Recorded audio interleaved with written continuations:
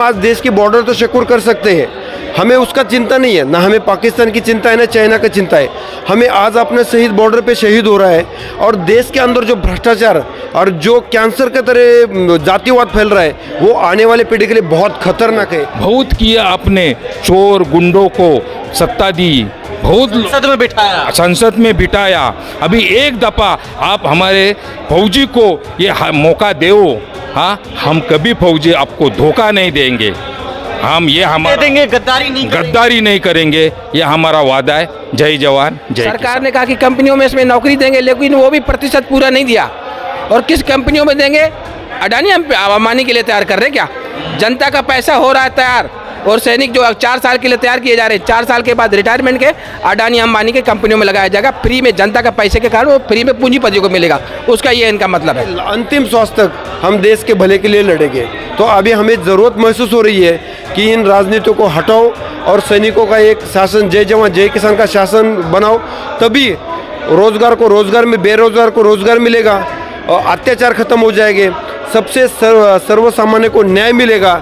तो ये दूसरा कोई नहीं कर सकता, ये देश के सैनिक ही कर सकते। चाइना, पाकिस्तान, जो भी है दुश्मन, ये तो बहुत छोटे है। हमारे देश में ऐसे पैदा हुए हैं जो ऐसे दुश्मन है, जो ऐसे है तो जो हमारे देश को पूरा खोखला बना रहे हैं। पाकिस्तान इनके सामने कुछ भी नहीं है, चाइना इनके सामने कुछ नहीं है।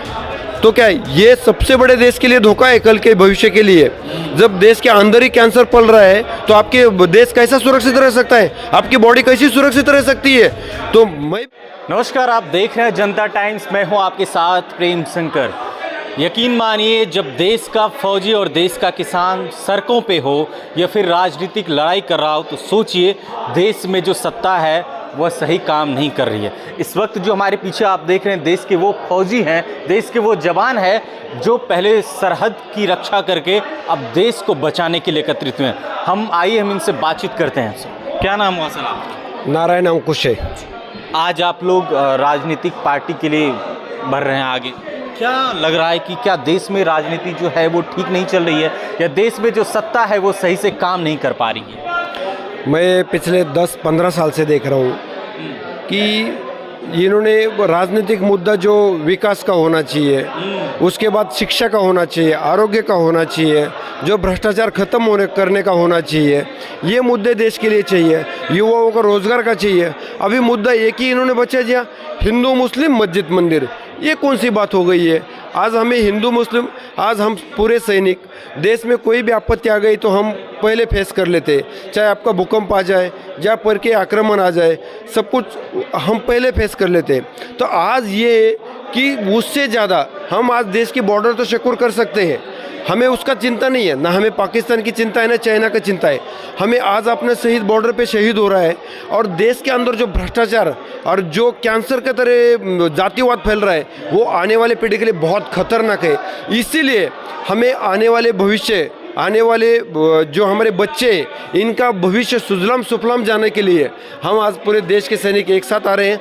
आज करीब देश के 40 लाख सैनिक और करीब आज हमारे 40 लाख सैनिक का 5 करोड़ परिवार हम एक साथ हैं और हम एक सैनिक होने के नाते लास्ट अपने श्वास के अंतिम श्वास तक हम देश के भले के लिए लड़ेंगे। तो अभी हमें ज़रूरत महसूस हो रही है कि इन राजनीतियों को हटाओ और सैनिकों का एक शासन, जय जवान जय किसान का शासन बनाओ, तभी रोजगार को रोजगार में, बेरोजगार को रोजगार मिलेगा और अत्याचार खत्म हो जाएंगे, सबसे सर्वसामान्य को न्याय मिलेगा। तो ये दूसरा कोई नहीं कर सकता, ये देश के सैनिक ही कर सकते। तो इसलिए हमें राजनीति आने की आज इच्छा हम प्रकट कर रहे हैं। देखिए, ये जो मेडल देख रहे हैं आप, ये वो मेडल नहीं है कि जो किसी नेता को भाषण देने के बाद मिलती है। ये वो मेडल है जब देश का सैनिक बॉर्डर पर रहता है, जब देश की रक्षा करता है, वो तब की बात है कि उन्हें अपनी भी ज़िंदगी की फिक्र नहीं रहती है। तो और भी हम लोगों से जानने की कोशिश करते हैं। जो सर आप लोगों ने कहा है कि हम रोटी, कपड़ा, मकान और शिक्षा निःशुल्क देंगे, कैसे होगा ये सर? देखिए, देश में किसी भी चीज़ की कमी नहीं है, लेकिन कुछ लोगों ने तो अथाह इकट्ठा कर लिया है और कुछ लोग जो है रोटी रोटी के लिए तरस रहे हैं। हमें सिर्फ ये करना है कि सबके लिए न्याय पैदा करना है। न्याय की व्यवस्था होगी तो सबके पास सब कुछ अपने आप आ जाएगा। धन्यवाद। सर कैसे देख रहे हैं जिस तरीके से जो वर्तमान सरकार है, क्या लगता है उन्होंने क्या काम नहीं किया? सर कह रहे हैं जातिवाद फैलाया जा रहा है, क्या ऐसा है क्या? मेरा नाम विजय जगताप, मैं बॉम्बे से आया हूँ। मेरे को कहने का एक है कि हम एक सर्विस मैंने आर्मी रिटायर है, हम 18 साल में हम भर्ती हो जाते हैं, हम देश की सेवा करते हैं। बड़े बड़े दुश्मन के लिए हम उसको हम पीछा करते हैं, हम हार पाते हैं उनके और विजय पाते हैं, मार गिराते हैं। लेकिन प्रभाव ही नहीं करते। लेकिन जब हम रिटायरमेंट आते हैं तब हम पीछे मुड़ के देखते हैं तो हम बोलते हैं अरे तो इन चाइना, पाकिस्तान, जो भी है दुश्मन, ये तो बहुत छोटे है। हमारे देश में ऐसे पैदा हुए हैं जो ऐसे दुश्मन है, जो ऐसे है तो जो हमारे देश को पूरा खोखला बना रहे। तो इसके लिए हम ये सोचा, हमने सब ने मिलकर आज हम 10-12 साल से हमने ये एक संगठन बनाने का कोशिश किया कि इसके अंदर हम 18 साल में जब गए हैं तो हमको एक सत्य के राह पर चलने के लिए सिखाया जाता है। जब हम 18-20 साल नौकरी करके 25 साल से रिटायर आते हैं तो हमको वो बिल्कुल पछता ही नहीं है कि खराब वर्तन से रहो, खराब इससे रहो, तो हमको दुख लगता है। ये सबको सहार करने के लिए, इसको हमको निपटाने के लिए या भ्रष्टाचार को मुक्त करने के लिए हम एक ठाम लिया है कि हमको जनता स्वीकारेगी कि हम जो देश के बॉर्डर पे कुर्बानी किया है, हमारे उम्र की या आयुष्य की या हमारे बलिदान किया है लोगों की, उसकी जनता ध्यान में थोड़ी सी यादगार रख के हमें वोट देगी है, हम अपील करता है। और हम जनता को ये बोलना चाहता है, हमको जनता को बहुत किया अपने चोर गुंडों को सत्ता दी, बहुत संसद में बिठाया। अभी एक दफ़ा आप हमारे फौजी को ये मौका दो, हाँ, हम कभी फौजी आपको धोखा नहीं देंगे, हम ये हमारा देंगे, गद्दारी नहीं करेंगे, ये हमारा वादा है। जय जवान जय किसान। कह रहे हैं कि जो बॉर्डर के बाहर है वो असली दुश्मन नहीं, जो देश में जो देश को खोखला कर रहे हैं वो असली दुश्मन है। बिल्कुल असली दुश्मन है। जो जातिवादी का राजकारण करके देश को अंदर से दंगा फसाद कर रहे हैं, बहू बेटियों को रास्ते पे मार रहे हैं, नंगा को घुमा रहे हैं उनको, तो इससे बड़ा क्या है? हम तो ये सोचते हैं कि पाकिस्तान इनके सामने कुछ भी नहीं है, चाइना इनके सामने कुछ नहीं है, तो क्या है? ये सबसे बड़े देश के लिए धोखा है, कल के भविष्य के लिए। जब देश के अंदर ही कैंसर पल रहा है तो आपके देश कैसा सुरक्षित रह सकता है? आपकी बॉडी कैसी सुरक्षित रह सकती है?